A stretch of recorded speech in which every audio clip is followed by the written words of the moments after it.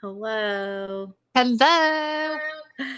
We're back again, and it's February. I was about to say welcome to February 1st. Welcome to February 1st. My mood is already 1,000 times better.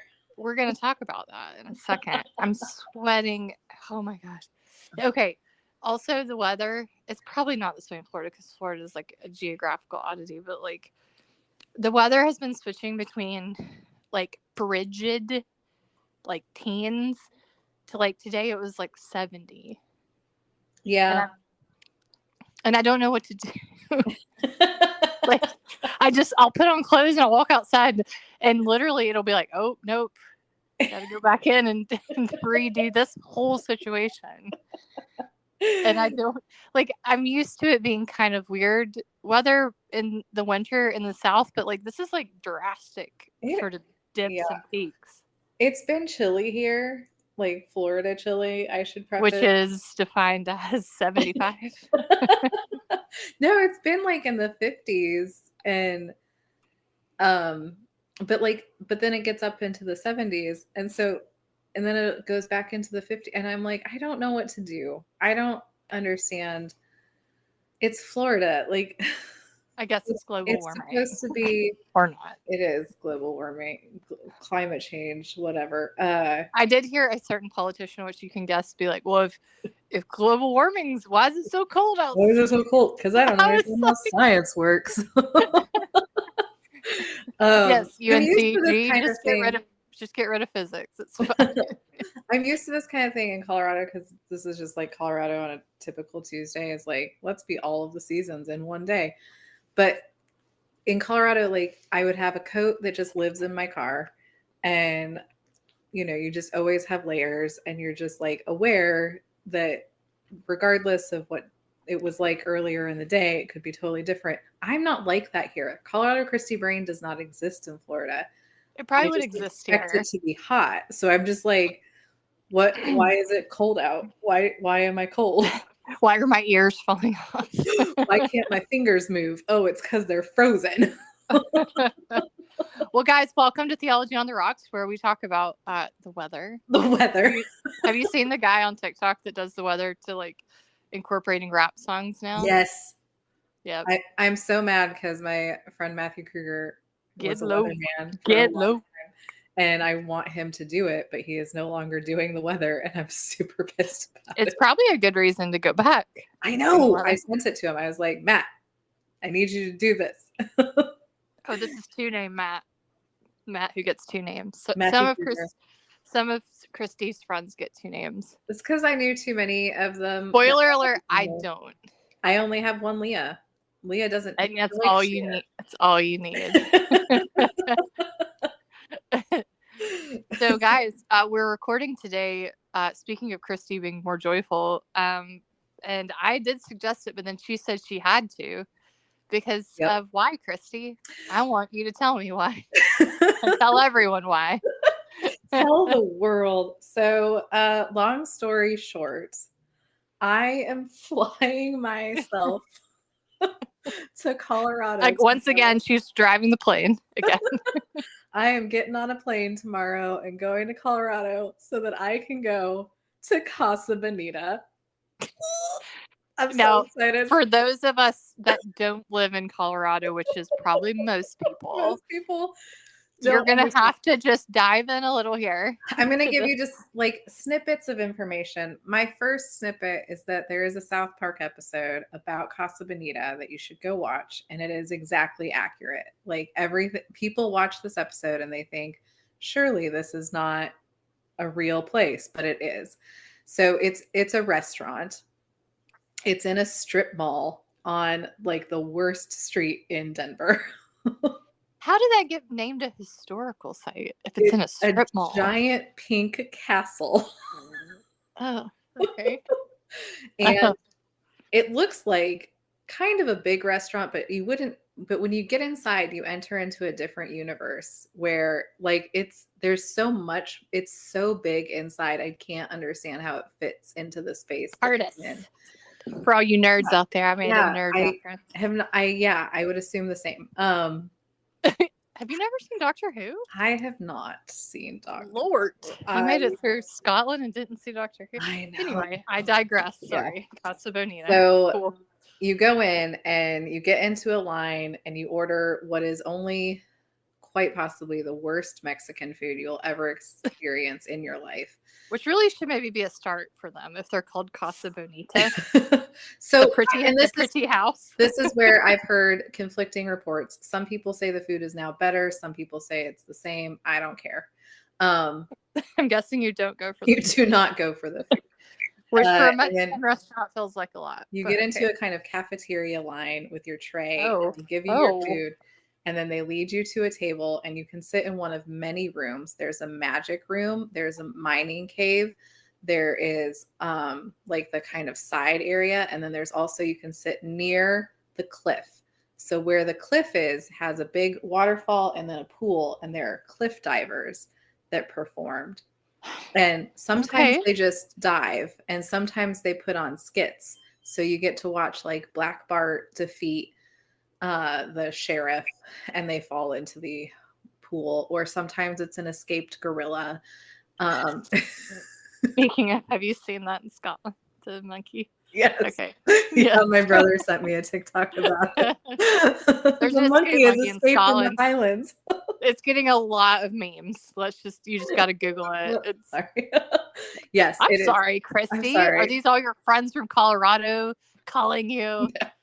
Talking about, so please, it sounds like a Bass Pro Shop in medieval times had a baby.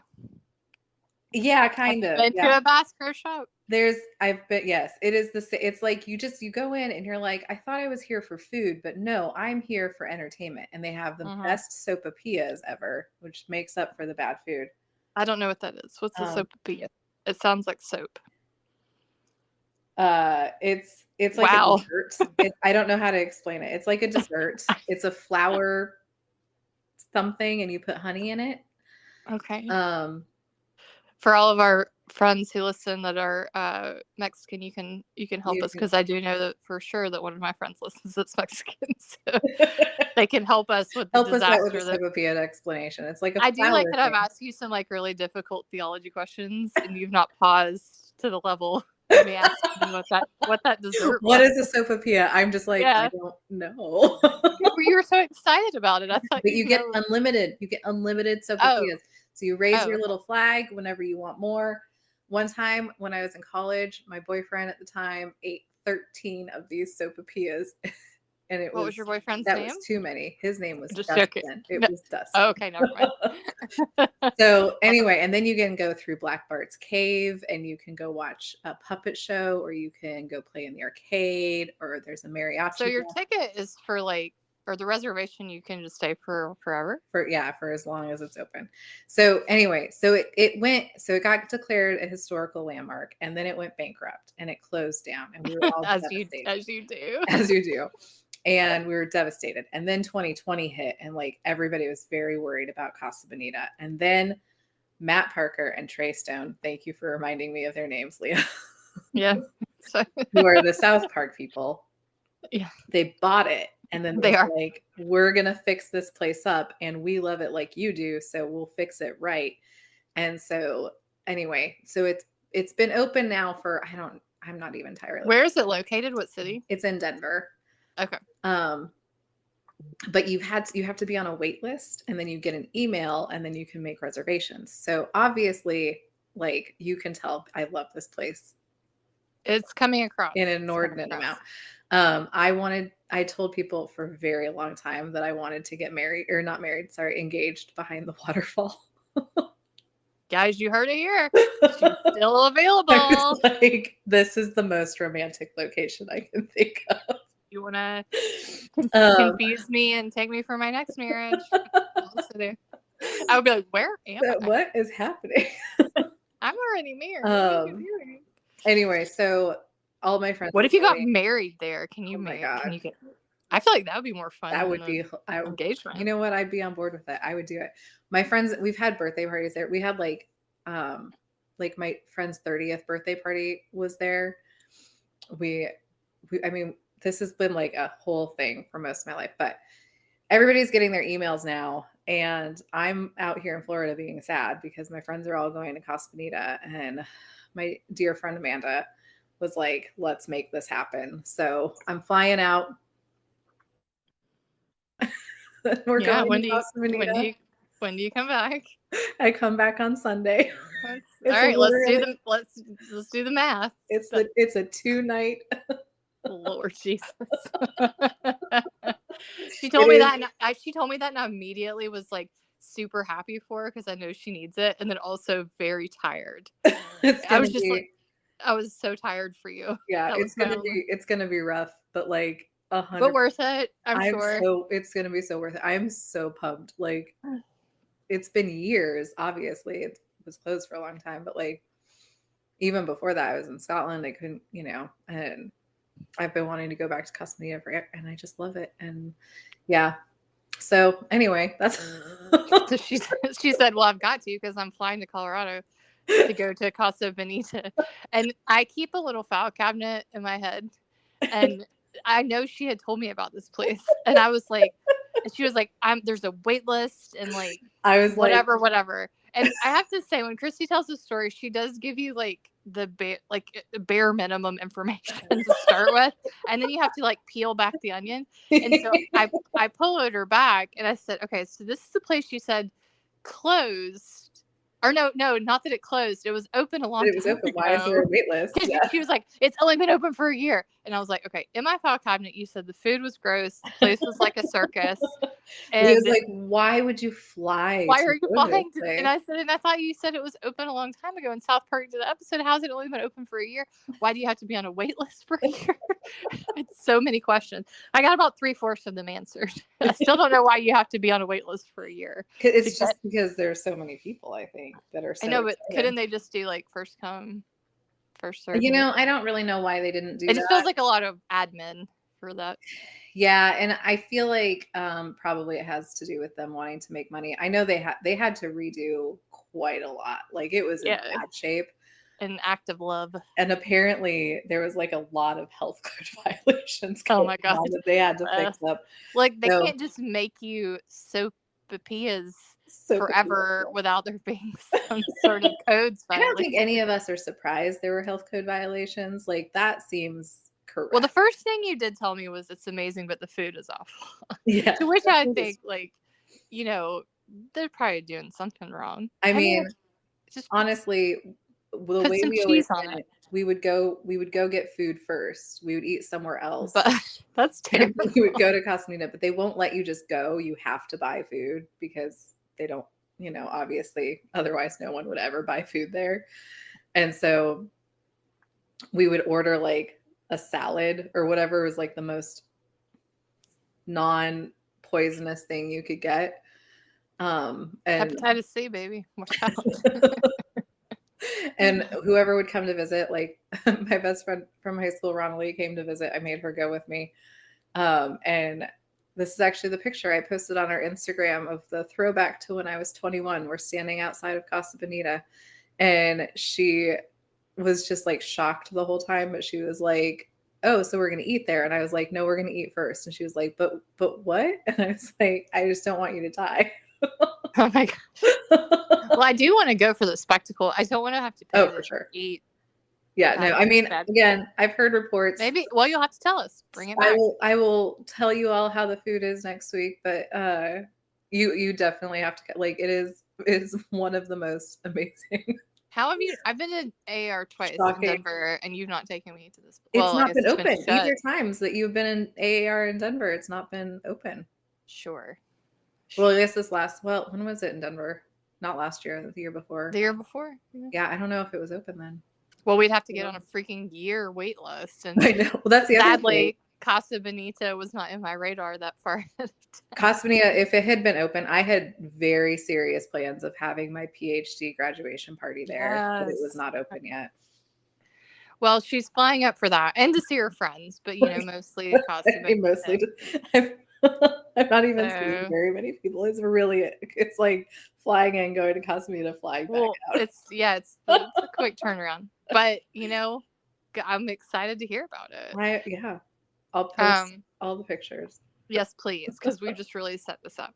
So today, listeners, we are throwing back because there's been this whole trend about the throwback, which I do have a picture of me at 21, and I will put up. Because we And gotta have equal 21-year-old pictures up there. I know. Stuart was like, "You kind of look the same." I was like, "I think I was like 50 pounds lighter." I mean, same. I had much smaller eyebrows and Oh yeah. less of me existed.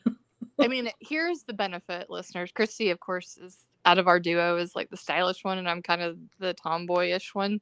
And like, here's the benefit of that style choice is that you don't fall into the traps of like I never had small eyebrows because I wasn't fashionable. Because you didn't do that. Well, you know what? I didn't think they were small. I thought they were just I don't think anyone because you were comparing them to everyone else's. It's true. In comparison, mine weren't actually not that small. I probably look like a Yeti compared to if you were to know me back then, you'd be like, "Geez, Like, girl, dear God, get that with girl's it." eyebrows. I know. Get her some flares and get her a going out top. Get those eyebrows small. But yeah, so I do have a throwback, and it's me in a soccer outfit. So Perfect. on point. But so we decided we were gonna throw back, and so we did.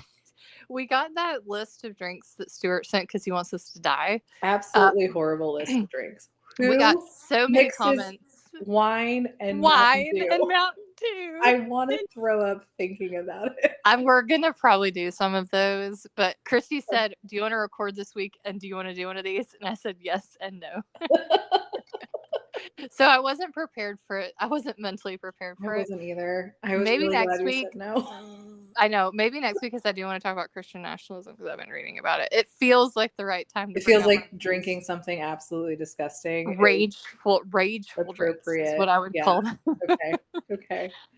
Sorry, it's just been what I've been reading because my life is really happy.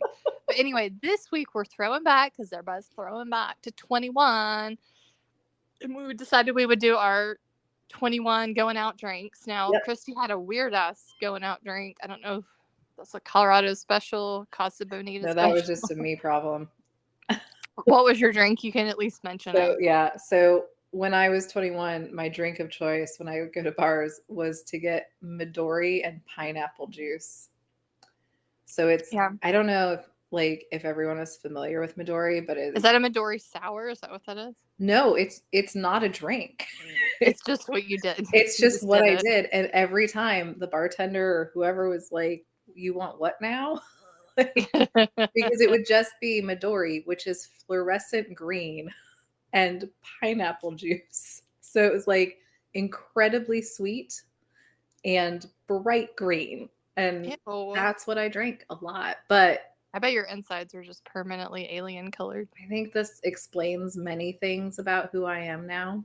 Maybe. But no, after a little bit I switched. So I'm doing my later going out drink, which is a vodka Crystal Light. Wait, what? Crystal Light? I don't recommend this to anyone. Because Crystal Light, is that a drink or is that what you put in a drink? Potent is what you put in a drink. So what we would do, and this is not what I did because I can't survive that again. Like soda water and then. No, we would just have vodka and put a packet of Crystal Light in it. What? Crazy. I thought you were being thrifty and that you just got the soda water and then put the crystal. You just did it direct. We just did it directly into the vodka. So I have water in it today because, again, there's no way in hell. Oh, gosh. At my current life stage that I could do that again. But that's what we did. And I don't recommend it. It's your life stage. Oh my gosh, that's wild and crazy. So what is your going out drink, Leah? Yeah, so mine, I was way too poor in Atlanta to go out because I lived in a fancy apartment and that was all I could do. Well, this is why mine is vodka Crystal Light, is because we would put them in thermoses and go out with them. Oh, trust me, we did. We had that. It just wasn't a going out. It was a staying in drink. We had to stay in. It was a lot of different flavors. Yeah, sometimes we didn't make vodka. Yeah, I was gonna say we had flavored vodka was our go-to in Atlanta, but where we just like hang out before it. Gosh, have you you've not even been to Atlanta since the last AR. You're going to be amazed. It's going to change my mind about Atlanta.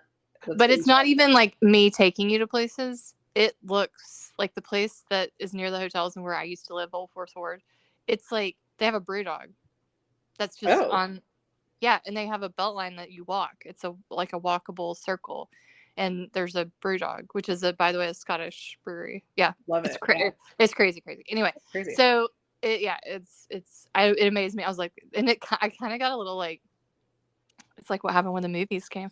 I got a little sort of miffed because I was like, it's too nice.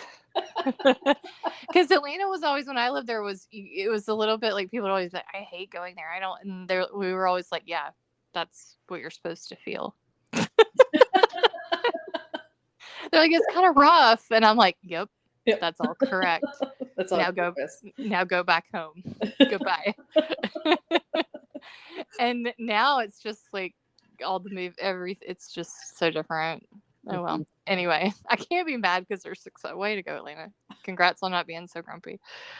Anyway, so when I went to Scotland is when I started going out a lot, and the student union at Edinburgh University had £1.50 mixers, booze and mixers, and £1.50, $1.50 if we translate, I suppose. Probably around $2 at that time. I was gonna say that's probably like a $2 drink. Which, can you imagine? I would be dead. I was most of the time, at least the first 2 years, anyway. So, and then I moved to Belfast, and everything was fine. That's a story for another day. Anyway, so I would drink either. So I told you my dark liquor love is I would either do rum and Diet Coke or Jack and Diet Coke. Those were my two go-tos. Yeah. So tonight I'm doing rum and Coke because life's too short for diet drinks. Hence my 50-pound week. I love that. That's fantastic. Yeah. I mean, I think it's still really good. Like I actually stand by rum and Coke. Rum and Coke is pretty good. I like it's a Cuba Libre. Yeah, I like rum and Coke. I can't. Carbonated beverages and I aren't always super friendly, and so that was part of the reason I did the Midori sour or Midori pineapples. Was that I was like, every time you put like a soda, I would drink a couple and then I'd be like, now I just want to burp all the time, or I'm just uncomfortable. And you're dancing with a guy and you're like, can you press my stomach? You know. So it was like, I wanted nothing carbonated ever.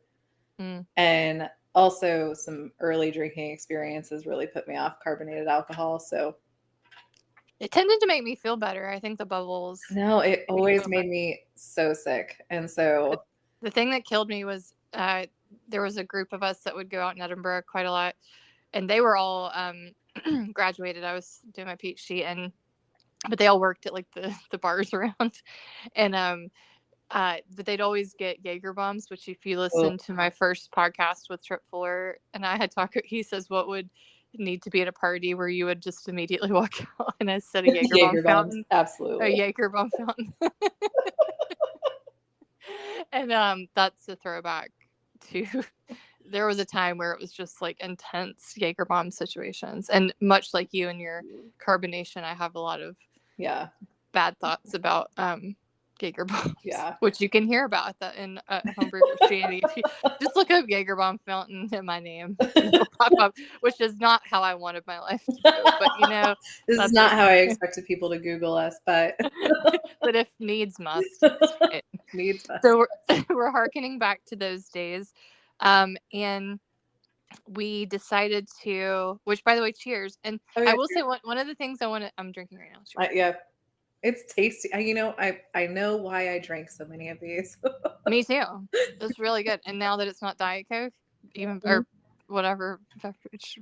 My dad was a Pepsi man, so he worked for Pepsi for like 30 years. So I was always like, real hesitant to be like, Coke. I love Coke. Coca-Cola.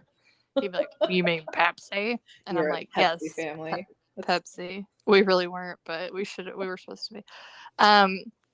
But yeah, so we are going back to that, and we're also doing a little bit of a flashback because I've seen a lot of stuff, and I know when we've gone to conferences, people had talked a lot about their early church days. And I thought if we were throwing back 21 in this, we could throw back to our experiences of our churches when we were younger. And a lot of people I know that listen to our podcast, and a lot of the podcasts in this sort of circle are maybe ex-evangelical, or they're folks who maybe are still in that world, or folks who are in high church now, and or maybe just don't do church at all, and that, or aren't even Christian. Who knows? But we decided to talk about what our experiences were in those early days, and so we're drinking.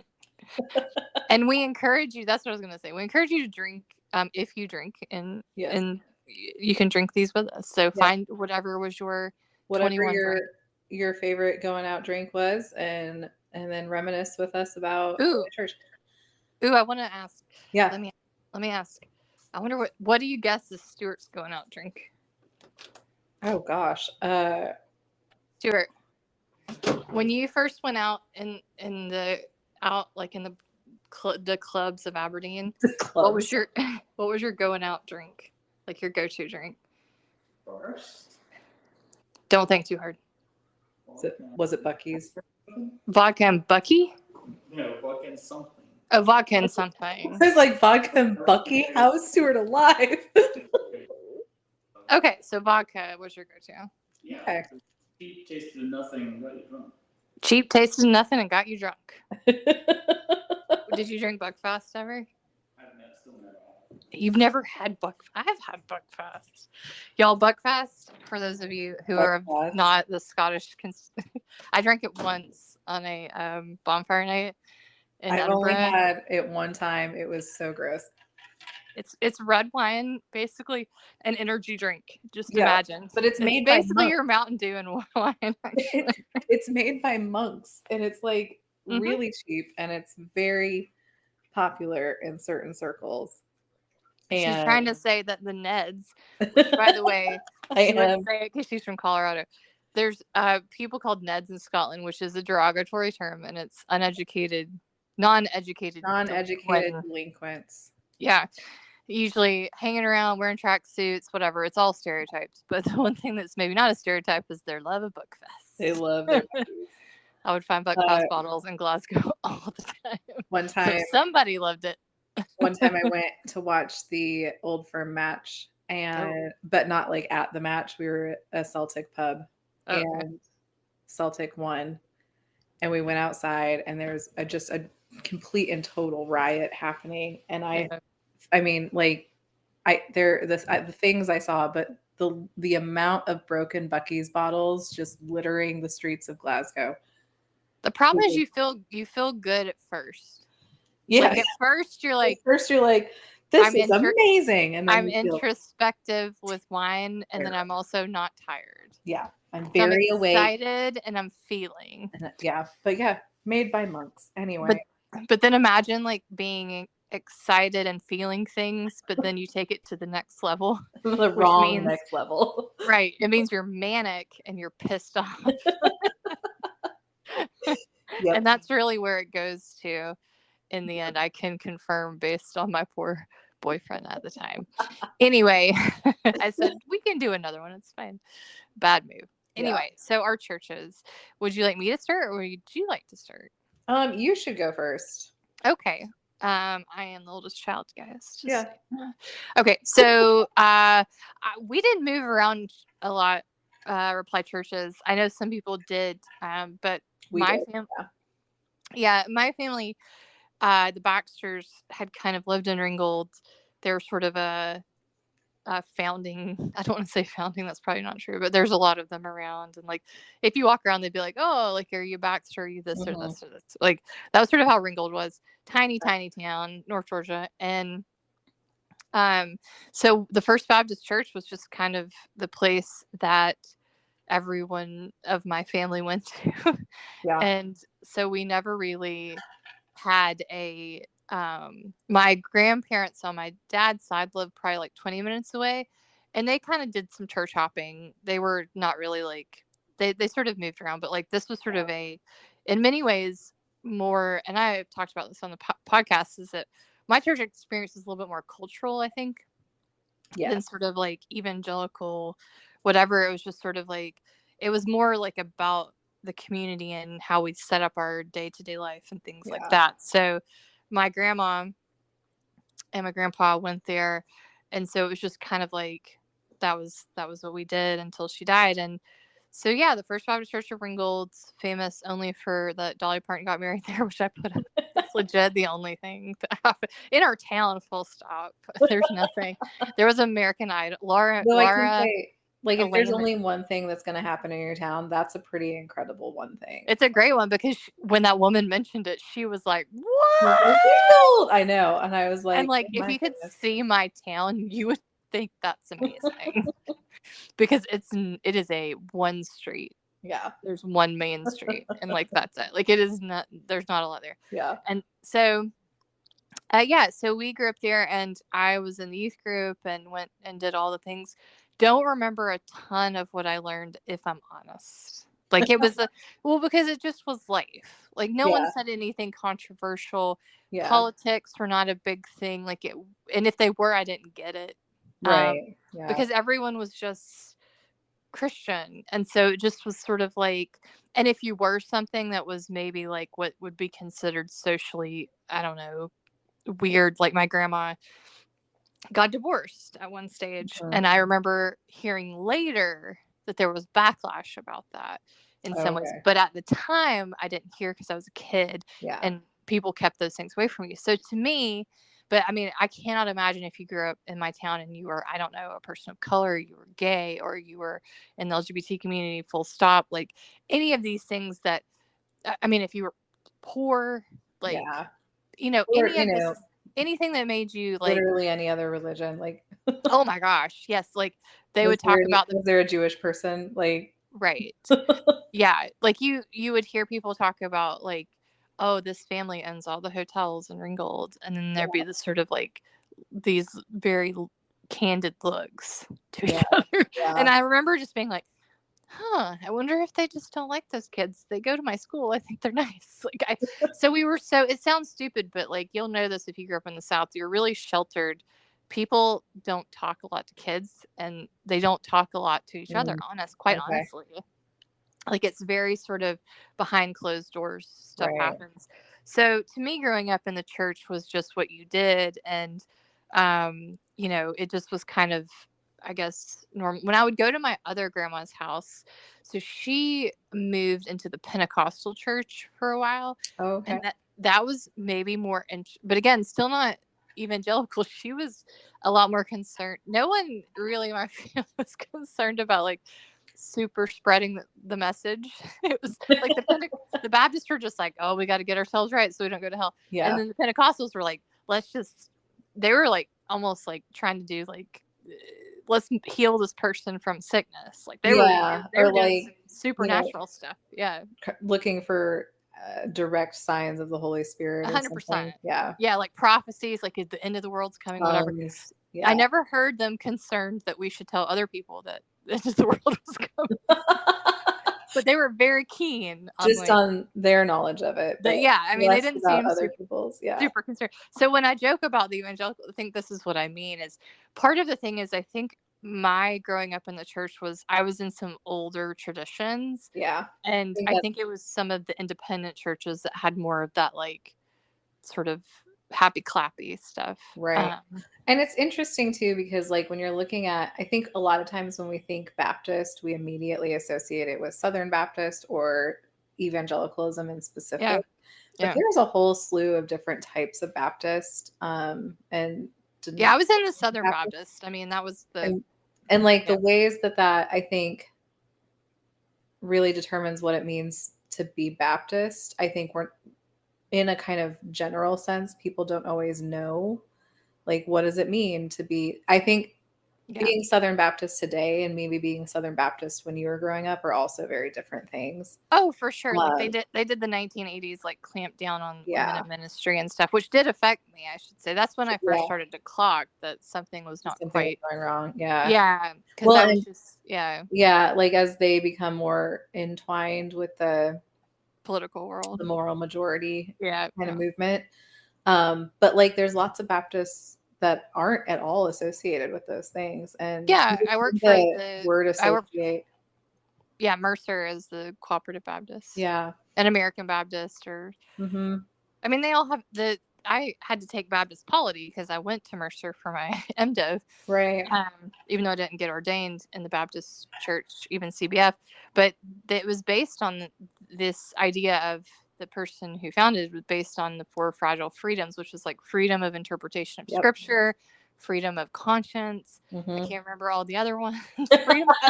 Freedom of like running your own congregation, basically. Yeah. And there's another one that I can't remember. Anyway, Which is I mean, understandable given I think a lot of historical roots to Anabaptists and things like that, you know, like having too much authority.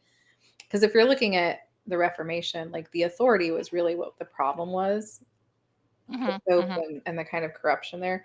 And so Anabaptists, and then as it trickles down into Baptists today, maintaining that amount of freedom has always been kind of a central tenet. Yep. But that means that there isn't going to be as much uniformity through those churches. So, and that's sort of when the convention started. I think that was one of the issues, and they've been kicking out churches with female ministers, and these churches are saying, "Well, wait a minute, you told us that we had autonomy and freedom, but now you're telling us we don't actually." It's really interesting because now the Southern Baptist Convention is really going back in a very completely opposite way than its roots have ever been, of saying like we need more authority, we have to have more. And that's, I mean, just wildly not Baptist, I think. No, not at all. Not at all. Well, not what I learned. I mean, No. what I learned is that they were trying to get away from that sort of. Yeah. But that's the same you see with like the Republican Party's views on, abortion. I've been reading about that. I'm sorry, I'm just a hodgepodge of controversy. But pre 1980s, they were like, the government doesn't need to come into our medical. Yep. Stuff. Like no big government. The Southern Baptists were fine with abortion. Like, don't get in on my stuff. That's too much government. Don't the federal government did not become the thing until that Reagan era moral majority. You know. Yeah, and that was so blame Reagan for everything, but the Baptist Faith and Message, I think it's called, is where I can't remember the exact dates, but it was in the 80s that they came in and said women couldn't be ministers or whatever. And so that was, I was a child in the 80s. Right. And that was a big deal. And I wanted to be a minister. So that was about when I started to realize that things weren't exactly like hunky dory. Yeah. So the church, to me, when I remember it back, I remember my grandma, and I remember like potluck dinners and plays where I think I've talked about this, where I would like wear sweatshirts inside out and be a sheep. Like it's a lot of like and a lot of sitting chewing Wrigley's gum, because my grandma thought that Wrigley's would make me not talk to my brother in church. And it was a lot of like that sort of, and then family and things like that, and that's sort of the community, and us going to eat at Aunt Effie's. It was Aunt Effie's, but we call it Aunt Effie's afterwards. Like it was a whole sort of like not performance that sort of makes it seem trivial, but it was a little bit. No, like, but it's a cultural ritual that you were. It's a ritual. That's a good. Yeah. And I think too, that has also contributed to why like your shifts and changes theologically and moving into the denomination you did get ordained in and all of that has been easier, I think, for you. Yeah. And for your parents, like your parents are not. No, they didn't care. Concerned, and it's because there's, I think, a more. I had to teach about Yoruba today, so my brain is a little bit fried. But, well, I just remember one time they told me I had to go up front so that I could get baptized, and they said, like, "Do you believe in Jesus?" And I was like, "Yeah." I mean, well, like, what else am I going to believe in? When you have that kind of basis of like flexibility, and it's just like the freedoms and all of that, then like the shifts and changes aren't going to be as freaky or scary or whatever. Yeah, and I think because culturally everyone was a part, at least I'm not going to say everyone, that's not true, but like the majority, I would say, were a part of this one religion. It's like, it wasn't as, like, my parents had pretty strict ideas around things like, like alcohol. And I know they struggled when, like, I lived with a boy at some stage, but it wasn't enough to like be like, oh, she's going to hell or anything. Which Right. I feel like some of the evangelical Yes. groups would be like, Absolutely. oh, Yeah. that's it. Like it was Yeah. like, well, it's maybe not my favorite thing, like because they grew up in that world, but like, Mhm. and then that was it. Like it wasn't. I mean, Yeah. we just kind of moved on. We just didn't talk about it. That's also a Southern thing. It's also a Just Southern thing. Just don't talk about it. Just pretend like it's not. It means it doesn't exist Yep. if you don't talk about it. Yep. So it was weird because you saw it in bursts and flashes, and Yeah. it would come to the head really intensely. But if you were a kid or your parents were sheltering you, which I'm very certain mine were, Yeah. it just seemed like as you said, a ritual. It was Yeah. something that we did. And so then when I went to college, I really opened my eyes to all the different ways that people could be, and that changed my views a lot. Mhm. But I think because I never really like felt one of the things that I think is unusual is I never felt pressured to do it because I wanted to see my family. Like I never felt like I had to go, even though I definitely had to go. Yeah. Like I wasn't like it just because I'd done it since I was a baby. Yeah. It just was what you did. It's It what was you sort of like me going to basketball practice. It was like, well, this is what I do. This is my life now. Like it's not. It was only again when I went to college and I woke up on a Sunday and I was like, oh gosh, I missed church. And then I was like, I'm at college. I I don't cannot have to- go. Yeah. I don't have. No one's telling me No I have to one's go. making me go to church. Yeah. But that was the first time in 18 years, and it was just like Oh, I kind of felt Yeah. guilty about it. That's so funny. Yeah. I So anyway, that's my world, and I will say it comes with its own demons. Like For I have a lot of stories about how again people were treated yeah. who didn't fall into line. I do have stories about that. I have stories Yeah. about that you all have read about about me trying to get ordained. Yep. So like there's a lot of like residual stuff I had to get over my Yeah. semester being an atheist, which was amazing. Where I dyed my hair, and, like cut it in a weird cut and thought I was being cool. It's Oh my gosh. I love it. the whole Like- time I was telling God I didn't believe in God anymore. You're like, God, I don't believe you anymore. I don't even care I about don't even you. think you're real, even though You're I'm not real, still so leave talking me to you. alone. I get Why it. am I talking to you? Why am I talking to this thing? I don't think it's real. No. Not to I think it's funny because I know a lot of people who when they went through like I'm kind of shedding a certain belief or something, like the first thing you do is to change your hair. And it's Yeah. such a Yeah. specifically I think kind of something that girls do, but and men that's do where I too, but, actually like, experienced the it's- evangelicals for the first time was through the Campus Crusade stuff and all of that. oh, And they'd be like, "Are you a Christian?" I'm like, "Yeah, I grew up in the church." and then and they'd they'd be be like, that doesn't count. Yep. Yep. mhm, Yep. And that caused me to spiral because I Yeah. was like, "But what do you mean? I grew up in the church. I've been baptized." They're like, "Yes, but do you No, have but Jesus in your heart?" And I you was have like, "I to- don't know who else is in there." right. You have to pray our very specific prayer. That's right. But Yeah. that was the first time I'd sort of experienced that. Like I and it blew my mind, and it did send me in a spiral, I will say. I can imagine. I mean, Yeah. because it's a very strange thing to tell somebody that they're not the religion that they've been following their whole lives. I know. I was like, call my grandma. To be like, you She'll don't tell you. you don't count. And I think that's part of, again, the biggest divide. And this is why I think it's so important to like keep in mind how many Christians are not evangelicals, and that the Mhm. concept of evangelicalism being so exclusive is not how most Christians operate. Because there's so much focus on with evangelicals of like who's not a Christian. Like that's your whole focus is who is not a Christian, who is not part of the club.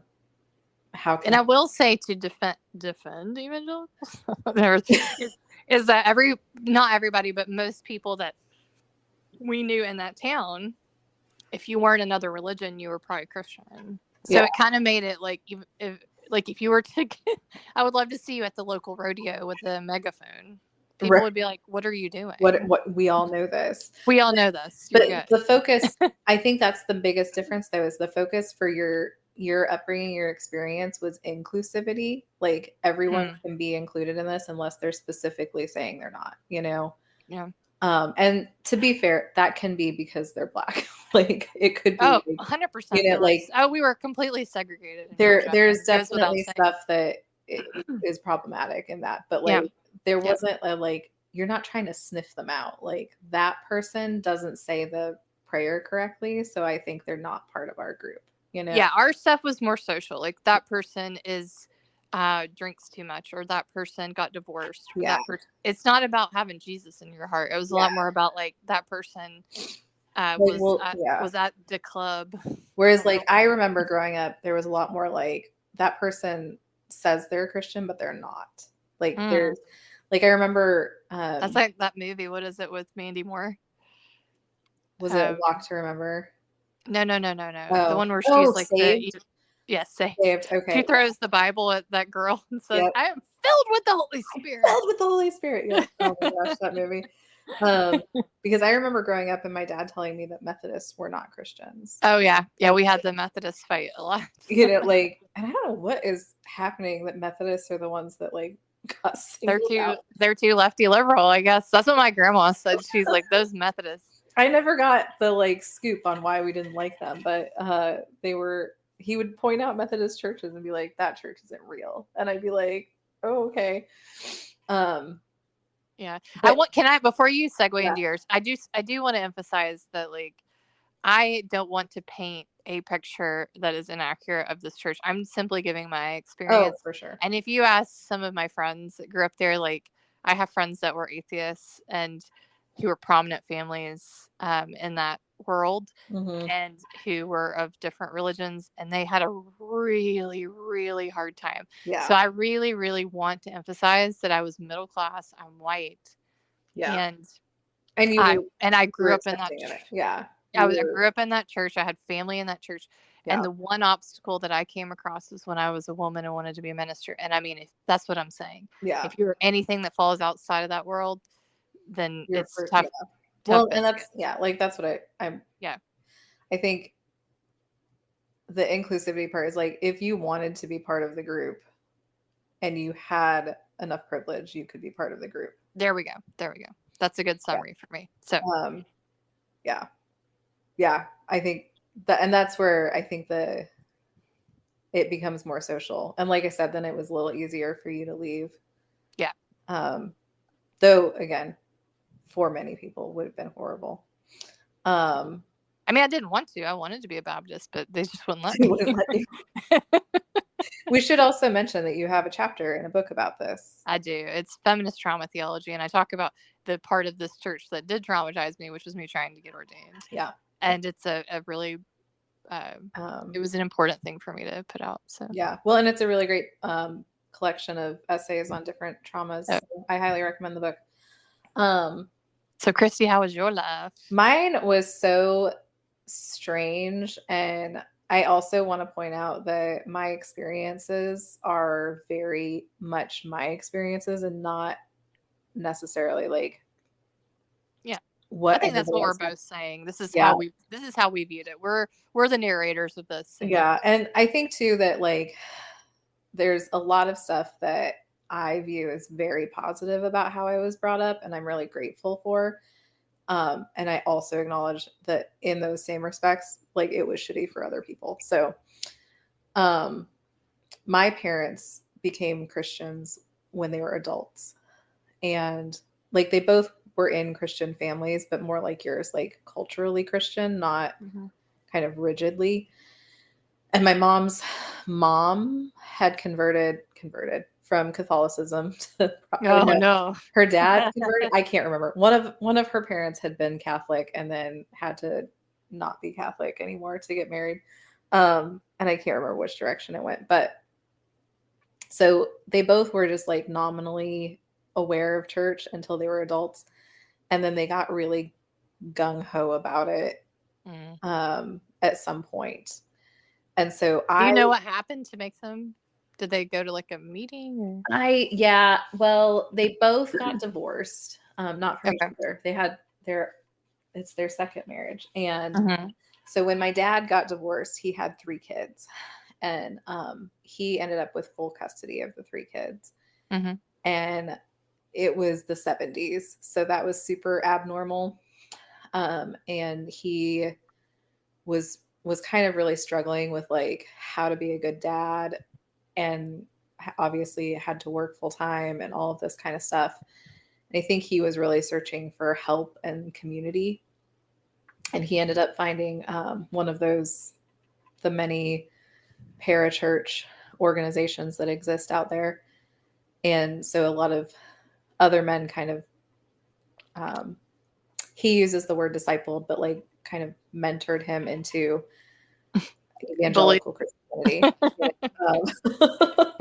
And I know they're for the most part like very kind men. I were always really lovely.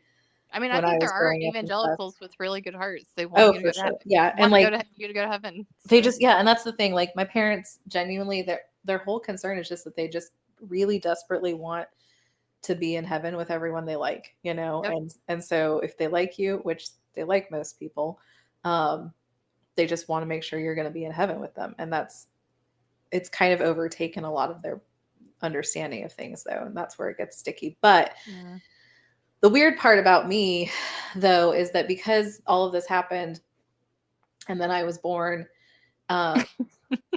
they were still like new to the whole thing. And so when I was growing up, you were also you were almost an only child, right? Like yeah, my siblings are a number of years older than I am. And so like we're close. I love my siblings, but like they were out of the house for most of my childhood. And so my parents were like trying to figure it out, which meant we switched churches all of the time. And to be fair, they still do. They're not great at sticking with churches, but like I always joked that we never went to a church for longer than 4 years because something would happen and my dad would be like, nope, like we're gonna switch churches. And sometimes it was within the same denomination, but sometimes it wasn't. So like we went to Baptist churches, Presbyterian churches, non-denominational churches, like all over the place. And so sometimes I was in a more mainstream church, like mainline, big, you know, older denomination, and there would be some structure and that kind of stuff. And then sometimes it would be like a real, like the pastor has no actual training and no one's actually aware of you know, like real kind of sketchy. But my parents also weren't really strict about any of it. So we didn't go every Sunday when I was growing up. In fact, my dad had season tickets to the Denver Broncos. Okay, you told me this. He got them. He was in 1960 when the franchise started. He got season tickets, and we had them until I was 10. And so every Sunday we were at the Bronco game. That's why in Jesus's land, Jesus's chosen country, it's on Saturdays. It's on Saturdays. Just saying. Just saying. So like I genuinely didn't know that people went to church during football season because we Bless you. That's amazing.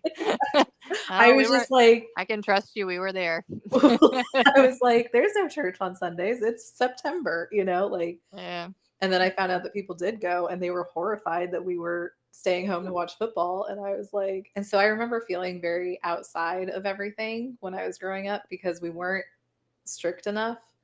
And I wasn't in a youth group, and I wasn't, because I went to, speaking of saved, I went to a private Christian school. And so my parents felt like that was enough. And they were like, you don't need to be in a youth group because you live a youth group. Like you live a youth group. And that would have been so expensive for my parents. My mom taught at the school, so I went. Oh yeah, you told me. Yeah.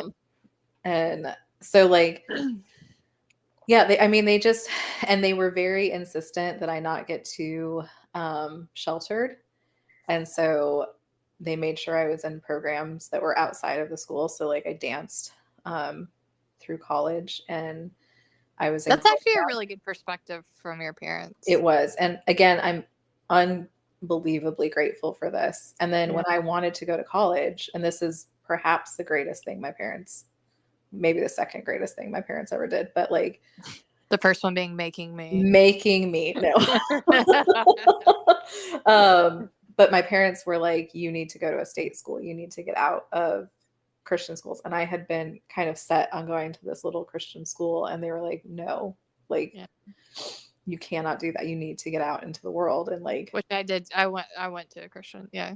I mean, my parents didn't say anything about. My parents hadn't. Well, Dad had visited UGA for a couple years. But yeah. Well, and I mean, I just but a so lot of people appreciate didn't go that. to college where I was from. So again, that's a really Yeah. good thing that your parents had was the My parents- intuition. Yeah. Yeah, my parents were very like, you need to get out. And again, like, I appreciate so much of that because I didn't get the brunt of evangelicalism until I got to college, kind of like you. Campus Crusade was basically my initiation to evangelicalism.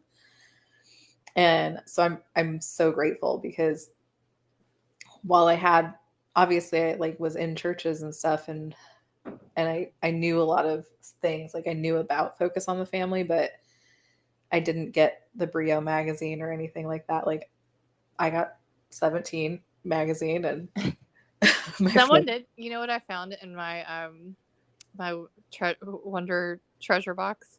I had a Rock for Life T-shirt that has a little fetus with a guitar on it. Oh my God. I know.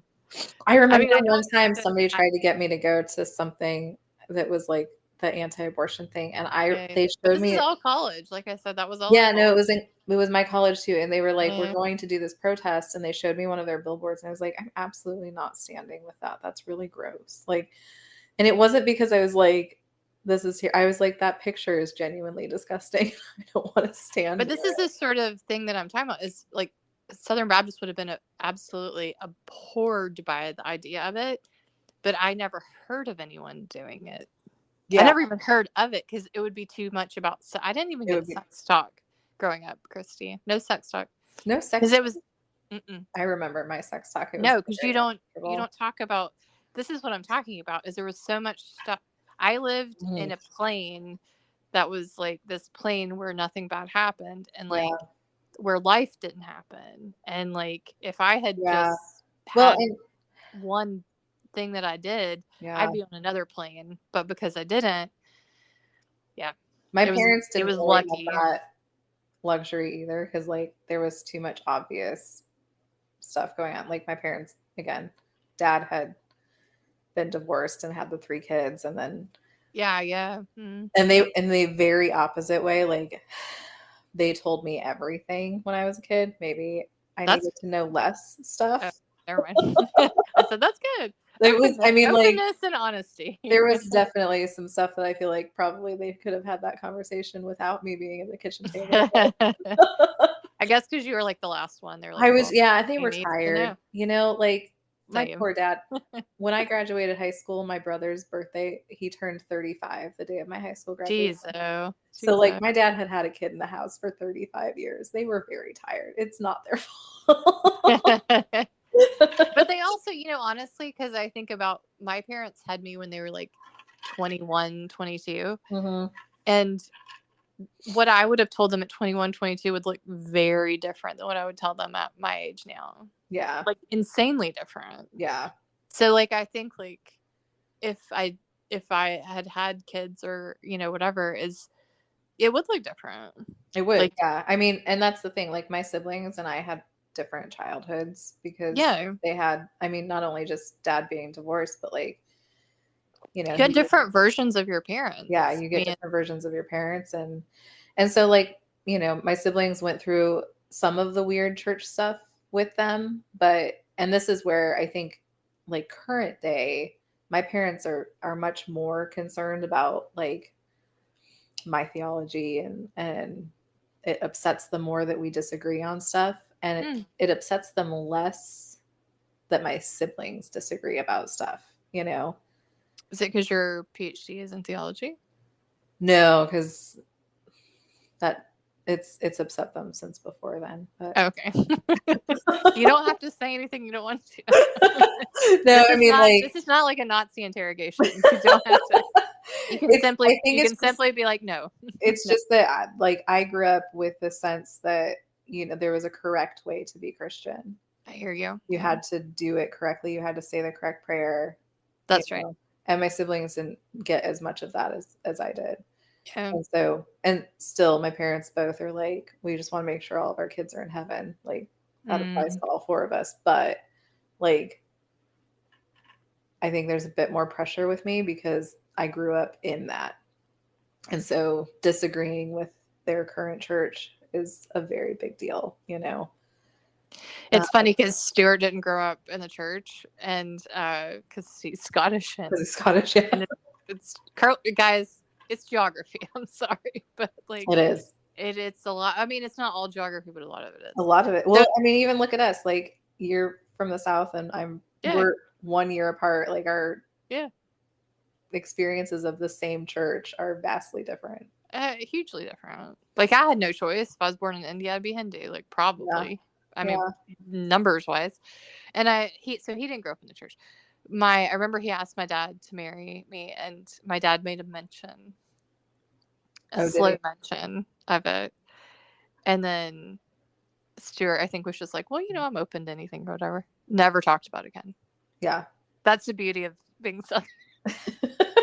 And see the never spoken of again. Now he's the most beloved child of literally maybe our entire family. I mean, because he's quiet and he works really hard. So they're like, wow, he is the best. And see, like my parents, I remember my dad interrogating my sister's husband at one point. And, like, they had been married for years. They had children. And my dad was like, I still need to know. Like, yep. You know, I mean, I think, you know, it may change as they get older. Because again, they have me at their younger parents. But like, I don't. Yeah. I don't know, because it's, again, it's a real, I think part of the Southern thing is being religious, but also that not being rude. Right. And it really is a tug of war between that. Because you kind of have to be rude to be evangelical. You do have to be rude. Like, because you have to ask really personal questions and get like, well, because answers. Because I did join. I won't say rude. I'll say intrusive. You have to be intrusive. No, I joined Campus Crusade. I was in Crusade for like 2.5 years of college. And I remember when they made us go evangelize, we had to take the little track to the dorm rooms and like, really? It was the most miserable experience of my life. I would have been so embarrassed. Was it like people you knew? No. Okay. Thankfully we went to a dorm. I didn't know anybody, but like we went to one room and it was so awkward because you were it starts out, I don't know if you remember, it's the 4 spiritual laws. And it starts out that we have all sinned and fallen short. And then you're supposed to like talk about it and be like, do you know how you've sinned? And then you have to like this is the intrusive part. And it's so uncomfortable. And I hated every single moment of it. And then I remember too, and this is again part of how I grew up and stuff, and I'm grateful for, but it's also just like how my brain works in terms of all of this. But I was like, I just don't really want to go around like telling people that they need to become Christians and then leaving, because we would never see these people again. Like we would go do this and they'd be like, okay, and we pray through this prayer, and then you just never talk to that human again. And like, what? There's no discipleship. It's just getting the checkbox. Yeah, it's getting the checkbox. And I remember bringing it up several times and being like, I feel like instead of just trying to get, because we would go to these meetings and be like, how many people did you get to pray? And that's all they cared about was numbers. We just wanted to put numbers on the board, you know? Yeah. And it was like, could we follow up with these people though? And they'd be like, well, did you leave them the information about Bible studies? Like they can come to Bible study if they want to come. And I'd be like, oh my gosh, that feels like and then we only had one Bible study. So for 4 years in college, like there was multiple groups, but the actual thing that you studied, there was just one thing. So for 4 years, it was the same study over and over. And wow.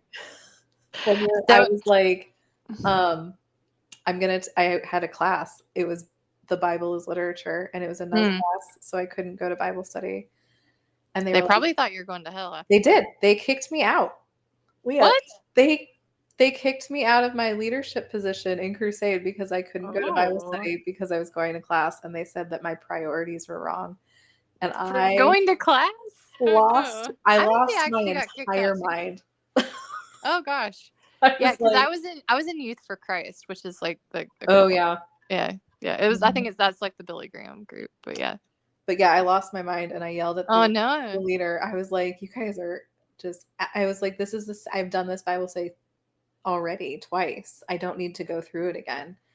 This is a class for college that I'm paying How did that go for. down? It didn't go down well. I I wouldn't- got written up for having a problem with authority. Written up by who? The people, The Crusade? the Who? crusade people. Oh, how do you write? It's like, did you get a ticket? Do you have a fine? No, they just yelled at me, and then I was like, "Okay, well, Bye. I guess I'll stop coming to crusade then." And this is again one of those situations where like I have Wow. some of my best friends that I still am friends with. I met through this group and like are lovely Yeah. humans, but like I Yeah. don't have a lot of positive things to that. Like my experience was not amazing, Yeah, but it I was mean, not as bad as very many other people's experiences were. So I did stuff with that, but it was more like mentoring young people in high school, and it was not as evangelical that I remember. And yeah, I mean, a lot of them are. I mentioned someone today that has the vineyard. They were in Youth for Christ with me. Actually, that's how I know them. They were at my oh wedding. my gosh. Yeah. So it's like some of my good friends, but Yeah. I think it wasn't well. Again, you only have your one perspective, but I think I Yep. did get kicked out my senior year too because I had to take 18 hours because I was a double major in psych and religion, and I was like, Yeah. I've got to get through this. But yeah, I mean, and I ended up dating the leader who went to Rhema Bible Institute. I don't know. It's not Kenneth Hagin. Who is the guy? Anyway, it's not like it's one of those like faith healing. Oh, okay. It's in Oklahoma. That should tell Okay. you. And yeah, so it was just like this whole, and I remember thinking, I was like, I have to get out of this. Like none of it, and I would tell my parents, and it's funny because my parents were not in that world, so they would be Right. like, what are you doing? And I would tell them. I remember one time I called them and I said, they told me that I'm not really going to heaven. And I remember my parents were flabbergasted. They were like, what are you talking about? What are these people telling you? Yeah. Like they had no idea because back then, you went to church your whole life, you got baptized, like that's it. You did your Mhm. thing. Like it was kind of being Catholic in a way. You just checked your box. And I said, no, they told me I had to do this thing and then I had to get baptized again. And mom and dad were just like, what? What? No. Are you talking about? And to their credit, I will say, I think they supported me throughout all of this. Yeah. And then at the end, they actually left when I got ordained. They left the Southern Baptist Church. My grandma had passed, and they left that church, and they still kind of look for churches, and they're still deeply, deeply religious. But I think when I got ordained, and they heard about how hard it was for me, Yeah. they're like, that's not. Yeah. And I think that was pretty brave for them because that was a big deal. Yeah, kind of the same. My parents have always been very supportive of me and I mean they are very proud. My dad tells everybody he meets that I have a PhD and he goes, "My daughter is a doctor." And it's like yes, very cute and I do love it a lot. But like and I remember when I told them that I'd gotten kicked out, they were so furious because my parents are very education minded. So they were like, "You're in school for an education. Why in the world would they say that's the wrong priority?" But like I agree. I still agree. Anyway, I'm concerned about your soul. but I do. It's very complicated, and I think that's what both of us have experienced is complicated because I have so many positive things that I did gain from the places that I was in and the ways that my parents raised me and all that. And at the same time, I know people who were in those same places. Like there was, like the movie, there was a Jewish girl at my high school. And we were all like constantly kind of concerned for her. Oh no. Like, are you going to heaven? We don't really know what to do. Cause like we're supposed to be connected to Judaism, but we don't really understand how. They're not very good at explaining that part. No, they're not. And like, I don't remember. I'm sure that many people tried to convert her. I I feel like that's obvious. I don't Yeah. remember it happening, but again, I didn't live her experience. So, but like, it's those kinds of things where like I appreciated a lot of things. I know people at my school who had horrible time, and so yeah, it's Same. I mean, complicated. it is, but I also think some of it's straightforward. Some of it is Some just of it that is. they are exclusionary. I mean, that's the thing is like, I think Yeah. to my Baptist church, which was far easier for me to navigate than Youth for Christ or any of the evangelical stuff, but it, Yeah. at the expense of what, Yeah. me being a legitimate human who can talk and teach people, like, Yeah. my grandma being able to leave an abusive situation, like, Right. I think, what are you losing in these things? Like, for Absolutely. it's, and if you represent a group who is in that excluded group, like, geez, like, Yeah. and I left that hyper evangelical group, and I knew that it wasn't for me. I Mhm. didn't leave the Southern Baptist. I was kind of forced out. And I mean, I did eventually, but I was forced out. But I think, like, what if you don't, in one sense I chose, well, actually in both sense I chose to leave. What if you didn't get a choice? Yeah. Like, what if you just were never Just included, never. or you got kicked out? Yeah. Like, that must feel terrible. It must. And especially too, like, to it makes me so angry to feel that people's assumption is that this is the only way to be Christian, because I mean, I still really love Christianity in a lot of ways, and I want it to be open enough for everyone to experience it in positive ways and not have these kinds of exclusions, and to kick people out for these stupid things. Yeah. It makes me really really angry. Yeah, and my friends who are surround me that have been hurt or Uh-huh. didn't grow up in it or whatever, and they're just like, "Oh, you're a part of that group," and I'm like, "How could we change the?" Like, I have friends in my close group here in Charlotte that are Jewish, that are Hindu, and I'm Christian, Mhm. and I'm usually the only one that's sort of like, people are like, "Ooh, you're Christian?" And I'm Yeah. like, Well, she's Jewish. And I don't mean that rude, or she's Hindu. yeah. We just celebrated with her at Passover. No one was screaming No about one that. was upset about that. No one was mad about that. And I think, but those religions have cultivated themselves in a better way. Like, Yeah. I mean, they just, and Well, I think that, and also being that people have less experience with them, yes, you yeah, know, they're also, more, quote, foreign or whatever. yeah, yeah, because like, I mean, Hinduism in India is not going to have the same kind of, like, everyone's just like, oh, that's fine. Like, there's a lot of complications there because Yeah. there's, And she's a Hindu in America, and which she's is, a Hindu yeah, in America, so yeah, it's very different. But yeah, like, yeah. but yeah, like, a lot of people have negative experiences with Christians, and so it puts them, and rightfully so. I Yeah. don't want it to sound like I'm saying like, no, come back, or whatever.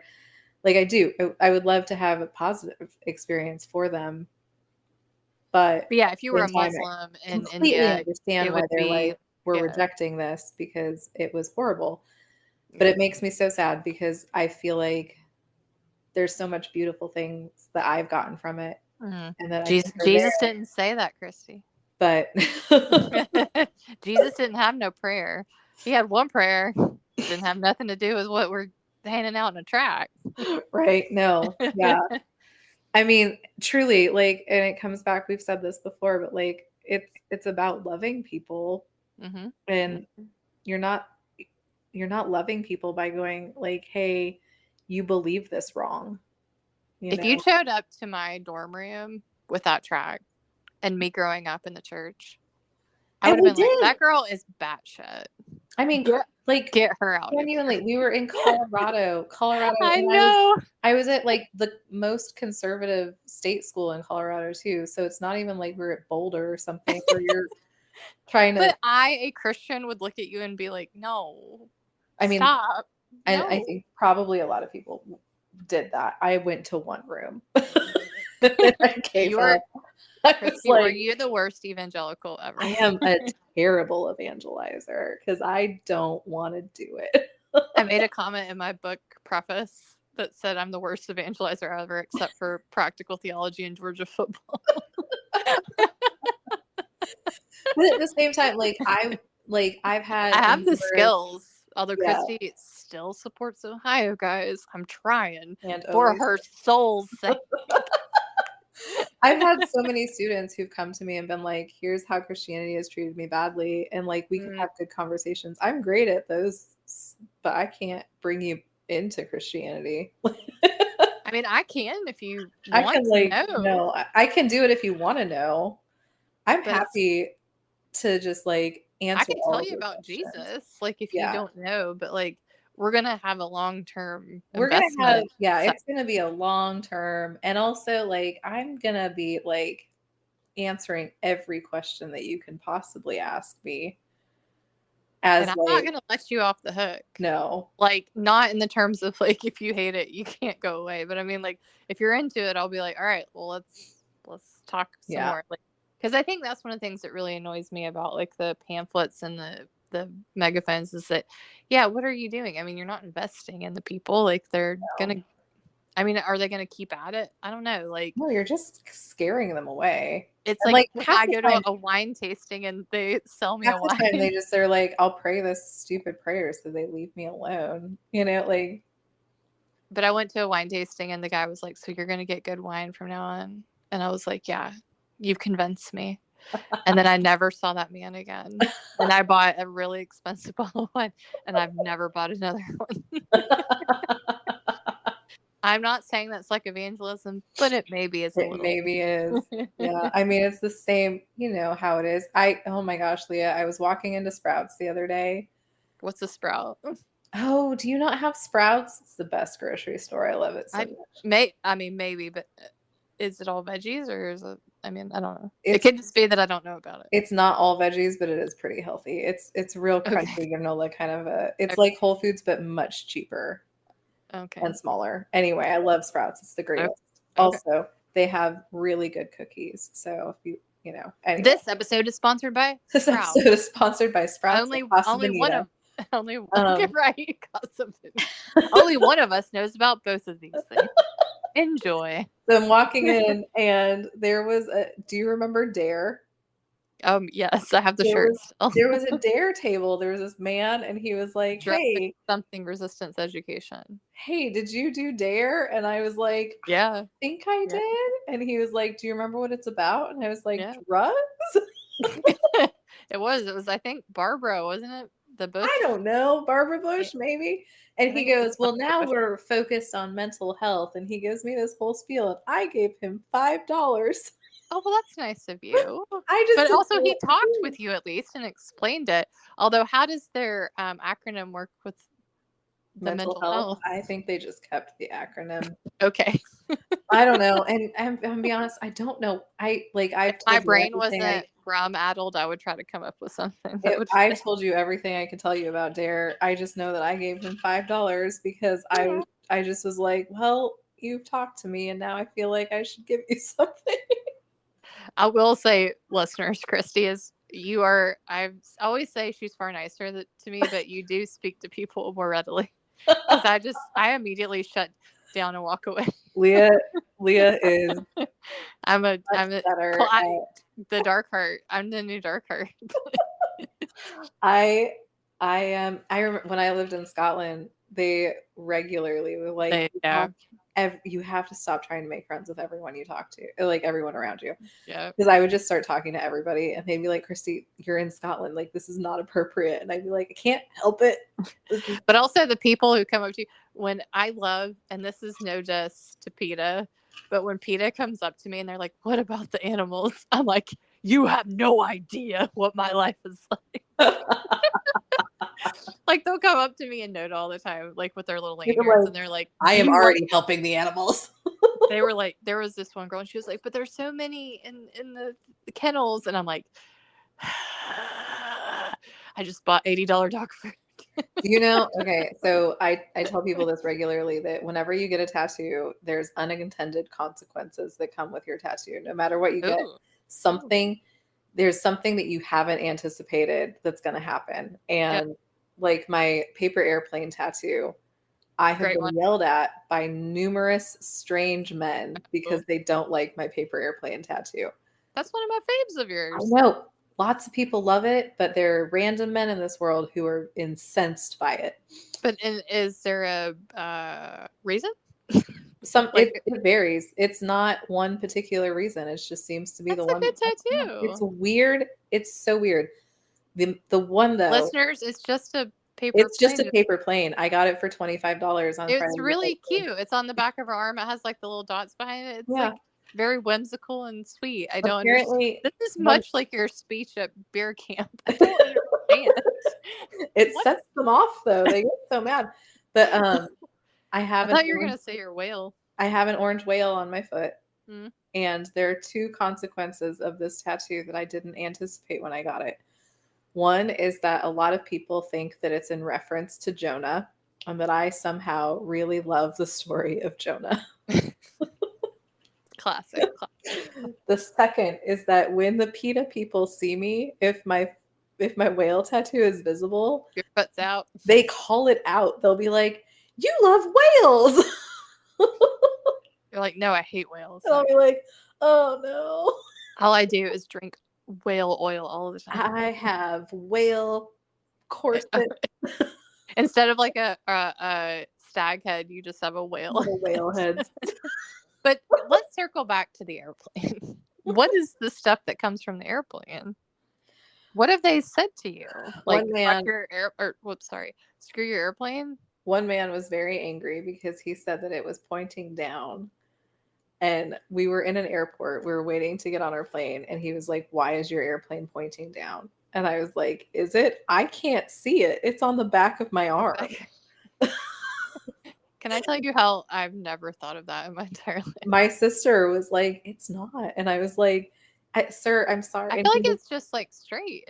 I don't know. It's Christy, I haven't thought about that. Why did you think it? Okay, keep going. So yeah, he was really upset because I think we're like I said, we were about to get on a plane and he seemed to be thinking that I was going to somehow cause our plane to crash by having this. Oh.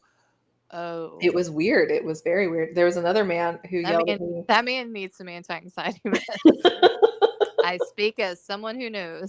I speak as someone who takes anti-anxiety meds to get on an airplane. Strong red wine or whatever. Sir, let me introduce you to this medicine I have. I was going to say, because if you see that and you're like, I'm going to speak to this person and confront them. Like, that's a lot.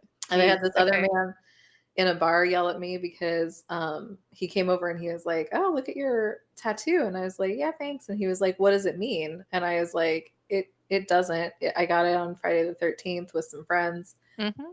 And he was like, "No, it has to mean something." And I was like, "It absolutely does not." It does not. And he was like, "No, my daughter has a tattoo and it means something." And I was like, "That's great." Incredible logic. And then he got really angry and stormed off. And Christy, I have a cat. You must have a cat.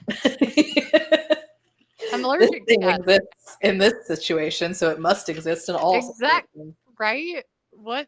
This is what's going to happen when you shut down the humanities, guys. This is exactly what's happening.